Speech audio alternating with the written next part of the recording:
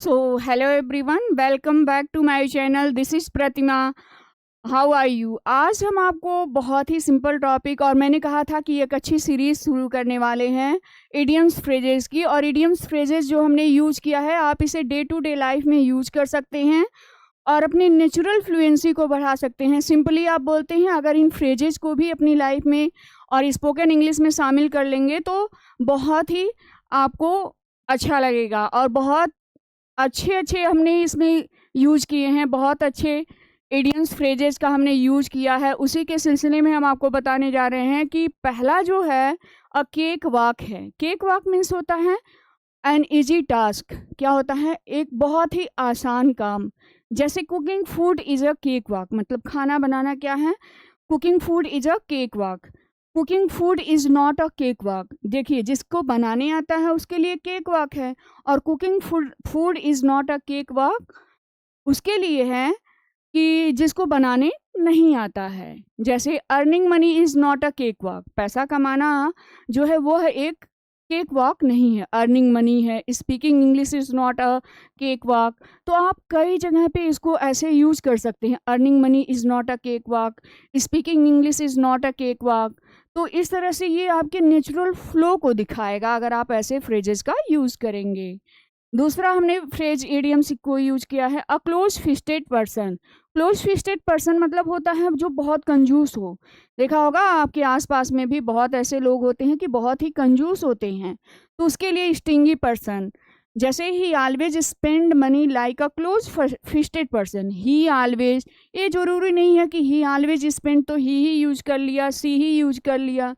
तो he always spend money like a close fisted person, या she always spend money like a close fisted person, they always spend money like a close fisted person. जैसे she married a close fisted person, उसने एक कंजूस आदमी से शादी कर लिया। She married a close fisted person. He married a close fisted girl, he married a close fisted girl. तो इस तरह से सबके अपने अपने एक्सपेक्टेशन होते हैं, और इस तरह से आप इसको यूज कर सकती हैं। तीसरा फ्रेज जो हमने लिया है, तीसरा जो इडियम्स लिया, Herculean task. Herculean task means क्या होता है? डिफिकल्ट, बहुत कठिन, टफ टास्क होता है। ये आपके एग्जाम में भी पूछे गए हैं और आप इसे डे टू डे लाइफ में भी यूज कर सकते हैं। जैसे finding a good husband is a Herculean task. Finding means पाना। गुड हस्बैंड पाना क्या है? एक हरक्यूलियन टास्क है।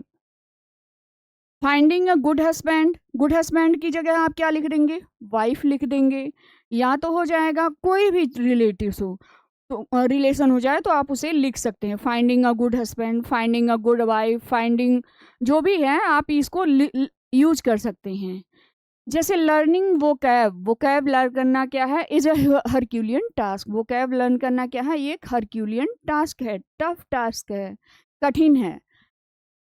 तो ये इसे कई सारे सेंटेंसेस बना सकते हैं और आप इसे यूज कर सकते हैं। अ 9 डेज वांडर। 9 डेज वांडर ये आपने गाँव में भी सुना होगा और कहीं आसपास ने सुना होगा कि अ 9 डेज वांडर, 4 दिन की चांदनी और फिर अंधेरी रात।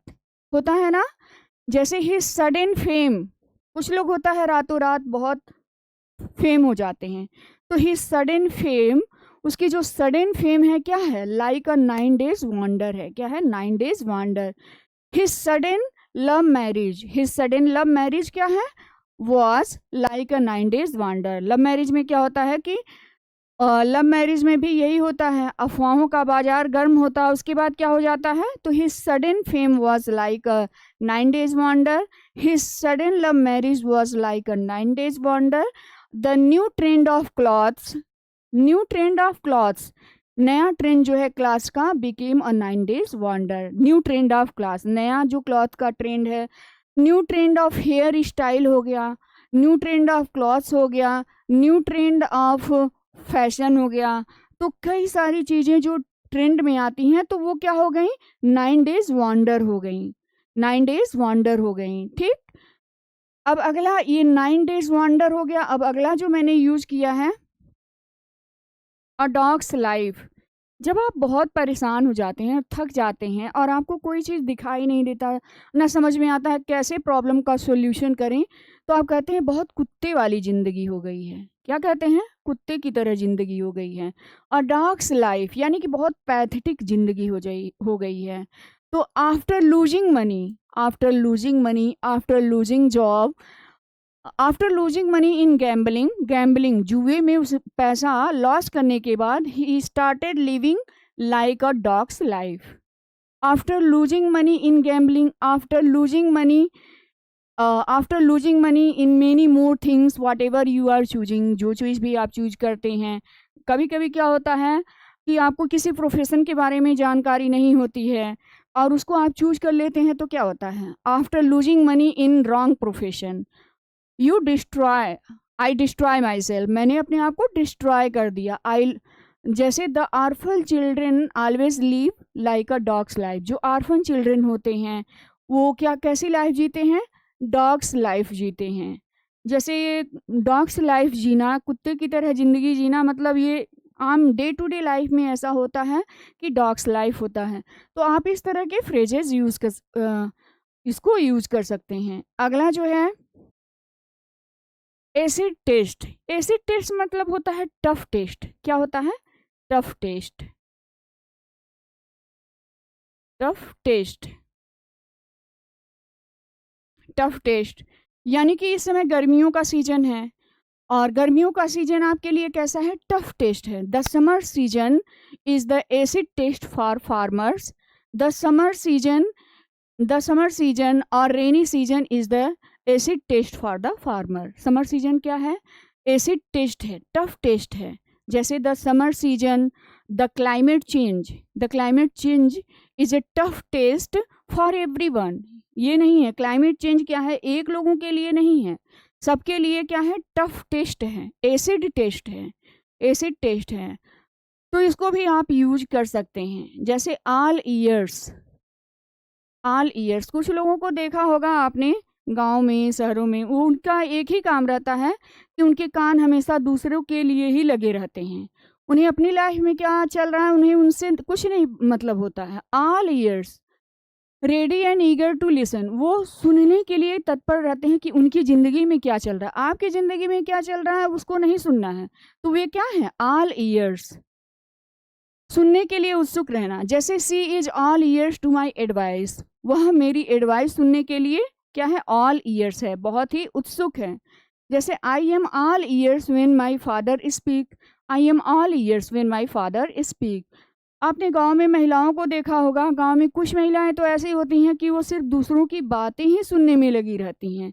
तो some womens in my village are like all ears, वे जो हैं ऑल ईयर्स की तरह हैं, उनका ध्यान सिर्फ दूसरों की बातों के सुनने में ही लगा रहता है।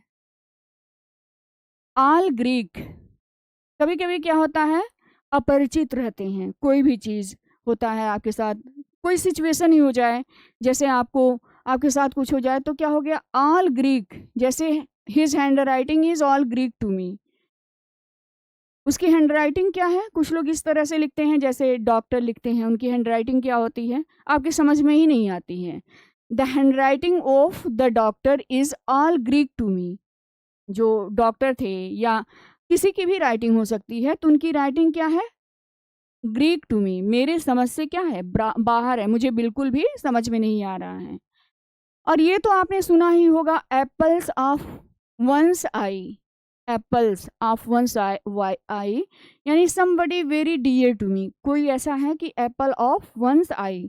कहीं आपने देखा होगा कि फैमिली में क्या होता है कि एक ही बच्चा होता है, लड़की हो या लड़का हो, तो वह क्या होता है, एप्पल्स ऑफ आई। जैसे she is the apples of eye, जैसे his only son is the apples of her mother's eye, his only son, लड़के अक्सर क्या होते हैं, his only son, his son अगर रहता तो मतलब अगर कोई और भी है, हिज वनली सन केवल उसका एक ही लड़का क्या है, apples of her mother's I, apples है अपनी माँ की आंख का क्या है, तारा है। लड़कियां तो कम ही होती हैं, लड़के अक्सर क्या होते हैं, आंख के तारे होते हैं, एप्पल्स ऑफ वंस आई। अगला जो है अल्फ़ाबेट, अब बी चलेगा आपका, बी अल्फ़ाबेट में जो है beat about the bush, beat about the bush का मतलब क्या होता है, इधर उधर घुमा फिरा की बात करना।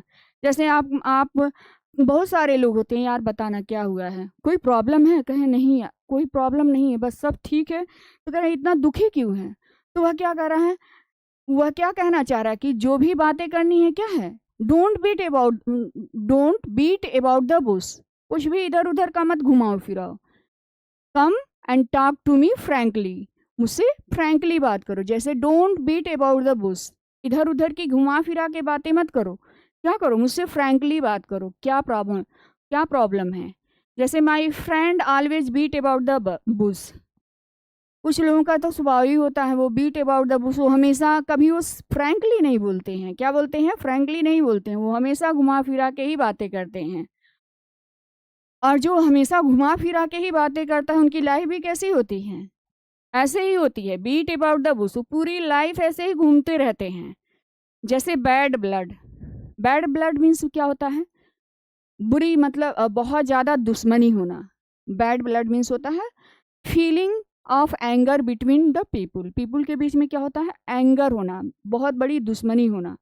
जैसे there is a bad blood between us, हम दोनों में क्या है, there is a bad blood, there is no bad blood between us, हमारे बीच में कोई बैड ब्लड नहीं है, दुश्मनी नहीं है। जैसे bad blood started after quarrel, पहले तो हम लोग बहुत अच्छे मित्र थे, लेकिन अब हम क्या हो गए, bad blood, there is a bad blood between us. जैसे bad blood started after quarrel के बाद हम दोनों के बीच में क्या स्टार्ट हो गया, क्वेरल के बाद हम दोनों के बीच में बैड ब्लड, दुश्मनी स्टार्ट हो गई। अगला जो फ्रेज है बियर द बर्न्ट मीन्स क्या होता है, बियर द बर्न्ट मीन्स होता है टू सफर वर्स्ट पार्ट, क्या होता है, वर्स्ट पार्ट, यानी कि बहुत बुरा रिजल्ट भुगतना। कभी कभी आप इतना गलत काम कर देते हैं, करते आप ही हैं, लेकिन आपके साथ आपकी फैमिली वाले भी उसको फेस करते हैं। आप तो फेस करते ही हैं, लेकिन आपकी फैमिली को भी उसका परिणाम भुगतना पड़ता है। तो उस समय क्या करेंगे, जैसे farmer bear the burnt of bad weather से फार्मर को क्या करना पड़ रहा है, bear the burnt, farmer bear the burnt of the bad weathers. जैसे कह रहा है कि गर्ल्स आफ्टर में थोड़ा सा एरर है, girls often beer the burnt of social pressure, often है प्रायः, लड़कियां प्रायः क्या होता है, bear the burnt of social pressure, girls boys ये सब क्या होते हैं, girls boys often beer the burnt of social pressure, लड़के और लड़कियों के ऊपर क्या होता है, एक सोशल प्रेशर होता है। सोशल प्रेशर क्या होता है कि पैसे कमाना है, लाइफ अच्छी बनानी है, कैरियर बनाना है, और सब कुछ वो तो सेकेंडरी चीज़ें हैं।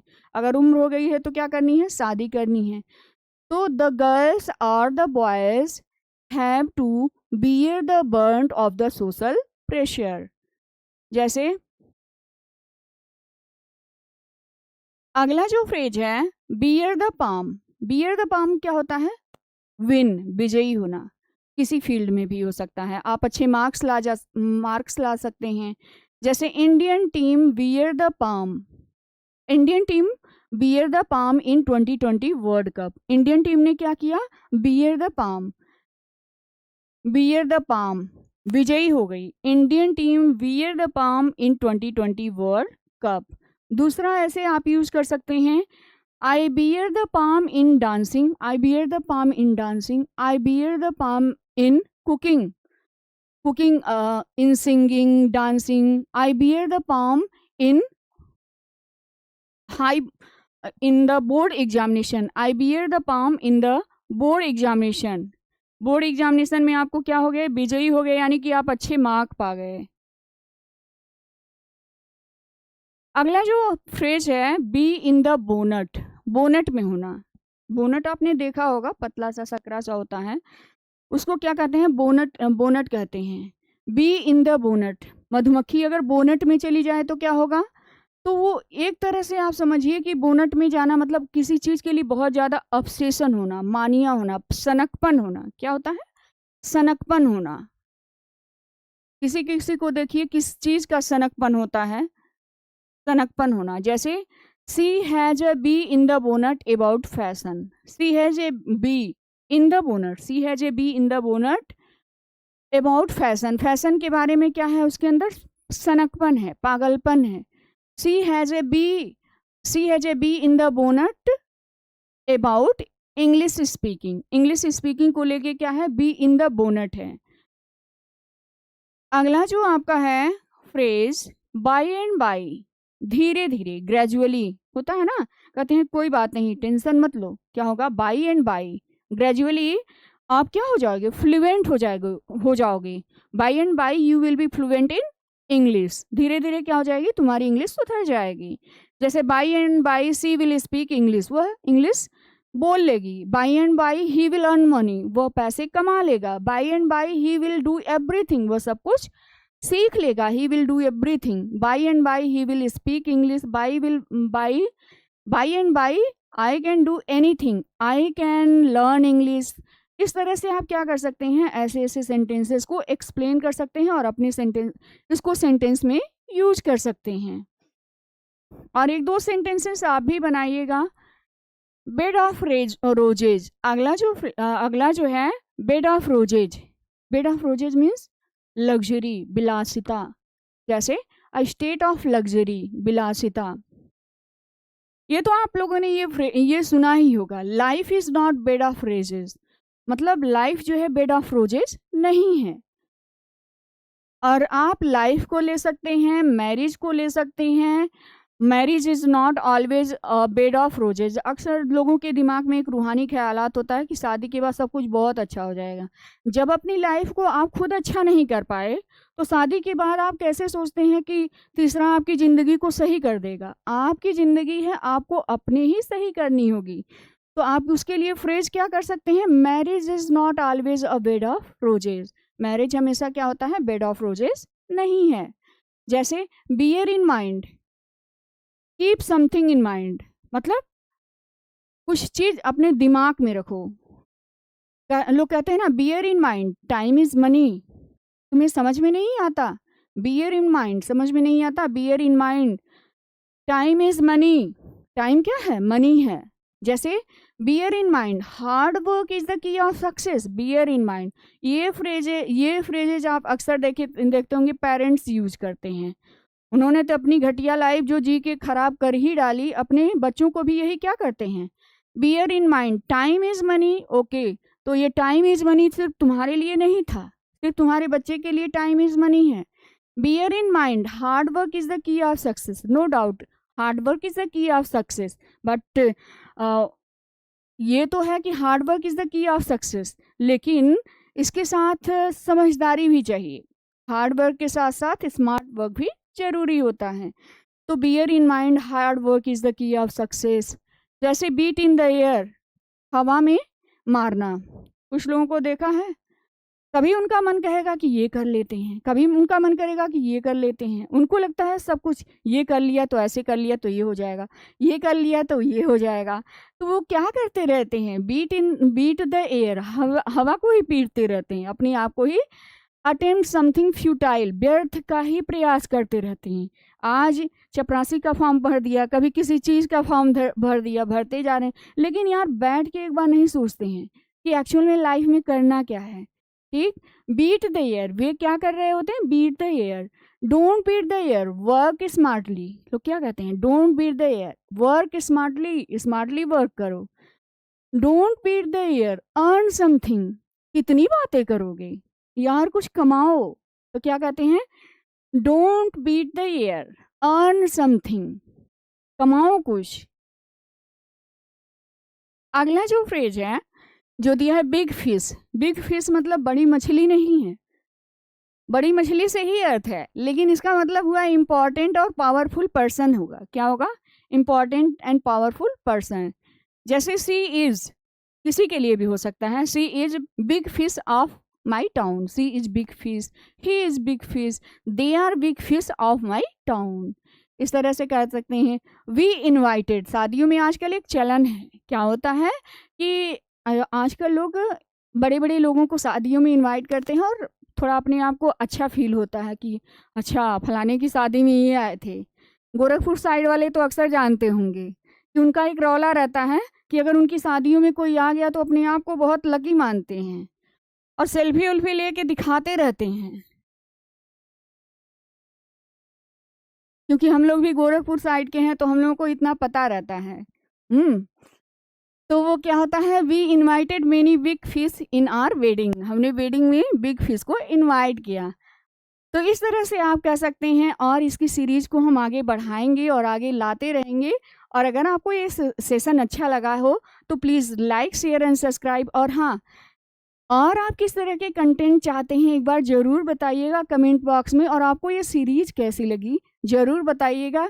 एक्चुअल में क्या है कि हमारा जो वीडियो है बहुत दिन बाद शूट हुआ है, क्योंकि नया-नया सेटअप है, मुझे इतना ज़्यादा टेक्निकल नॉलेज नहीं है, तो इसलिए वीडियो थोड़ा दिन बाद आया और अभी समझने में टाइम लग रहा है। बाकी चीज़ें आपको नई-नई मिलती रहेंगी। क्या-क्या चीज़ें हम ऐड करेंगे, क्या और चीज़ें नहीं करेंगे, ये आप हमें ज़रूर बताइएगा और आगे हम ऐसे करते रहेंगे।